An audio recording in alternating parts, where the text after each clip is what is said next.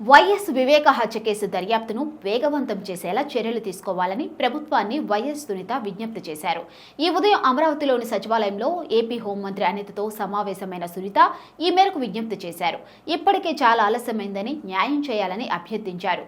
హత్య జరిగినప్పటి నుంచి పరిణామాలు మరోసారి హోంమంత్రికి గుర్తు చేశారు సునీత. గత ప్రభుత్వ హయాంలో పెద్దలు నిందితులకు అండగా నిలిచారని, దర్యాప్తును అడుగడుగునా అడ్డుపడ్డారని వాపోయారు. ఇక దర్యాప్తు వేగవంతం చేసేలా చర్యలు తీసుకుంటేనే ఇప్పటి వరకు విచారణకు అడ్డుపడ్డ వారిపై కూడా యాక్షన్ తీసుకోవాలని డిమాండ్ చేశారు.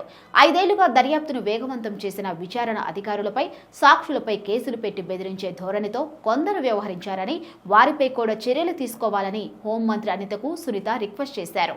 వీలైనంత త్వరగా దర్యాప్తును పూర్తి చేసి నిందితులకు శిక్ష పడేలా చేయాలని అభ్యర్థించారు. ఇక సునీత అభ్యర్థనను పరిగణనలోకి తీసుకుంటామని హోంమంత్రి అనిత హామీ ఇచ్చారు. వైఎస్ వివేకానంద కేసులో సిబిఐ దర్యాప్తునకు తమ పూర్తి సహకారం ఉంటుందని భరోసా ఇచ్చారు. ఇక ఖచ్చితంగా దోషులకు శిక్ష పడుతుందన్నారు. ఈ విచారణ అడ్డుకునే వాళ్లపై కూడా యాక్షన్ తీసుకుంటామని అన్నారు. ఎవరిని వదిలిపెట్టే పరిస్థితి ఉండదని, బాధితులకు తమ ప్రభుత్వం అండగా ఉంటుందన్నారు అనిత. ఇక అనితతో సమావేశం అనంతరం సీఎం చంద్రబాబుతో కూడా భేటీ అయ్యేందుకు వైఎస్ సునీత ప్రయత్నిస్తున్నట్టు తెలుస్తుంది. ఆయన అపాయింట్మెంట్ కోరినట్టు సమాచారం. ప్రస్తుతం ఏపీ కేబినెట్ సమావేశంలో ఉన్న చంద్రబాబుతో కాసేపట్లో సునీత మీట్ అవుతారని ప్రభుత్వ వర్గాలు చెబుతున్నాయి.